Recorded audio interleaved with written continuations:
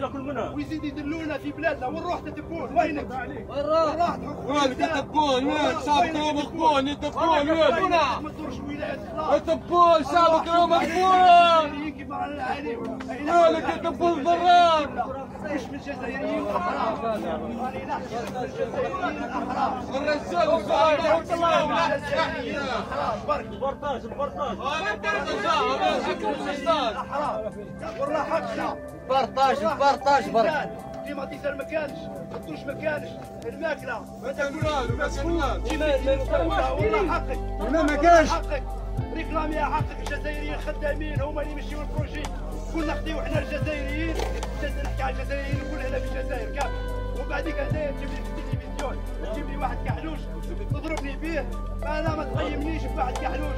متابعينا الكرام، لاحظتم هذا المنظر الذي صور وكأنه في مخيم للاجئين، وكأنه في مكان عصفت به الحروب والدمار والقصف، لكنه في حقيقة الأمر في حضيرة الجزائر، في عاصمة حضيرة الجزائر. وكما سمعتم متابعينا الكرام، هذا كيغوت علاش؟ لأنه ما كاينش الماء.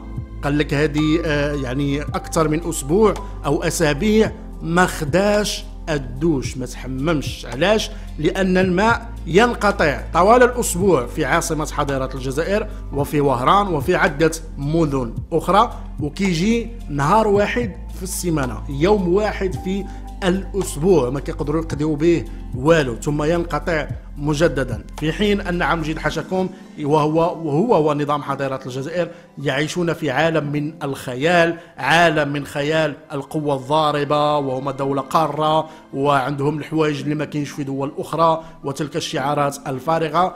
هذه هي حقيقة حضيرة الجزائر.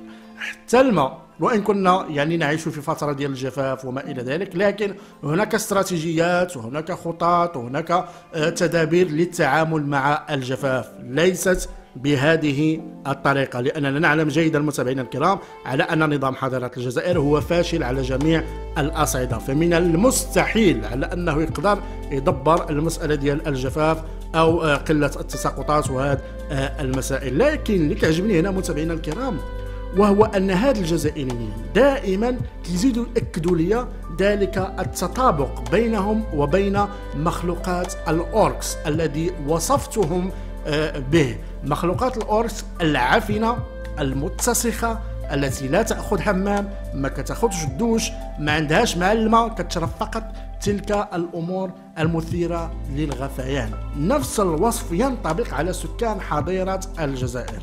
الأوركس ينطبقون تماما على مخلوقات الجزائر أو سكان حضيرة الجزائر. فهذا هو المنظر العام متابعينا الكرام في الحضيرة. كيف ما سمعتم أيضا من خلال الشخص اللي كان كيتحدث، ما كاينش الماء، ما كاينش الحليب، ما كاينش الزيت، ما كاينش ابسط امور العيش، ما كاينش المواد الغذائيه، ما كاينش حتى شي حاجه في حضيره الجزائر. كاين فقط الزلط والتفرعين على يعني مقوله الهالك بوتفليقه.